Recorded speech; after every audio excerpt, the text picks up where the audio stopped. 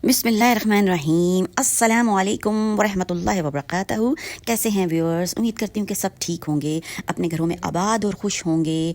अल्लाह ताला हमेशा इसी तरह हम सब मुसलमानों को आबाद और खुश रखे, आमीन सुम्मा आमीन।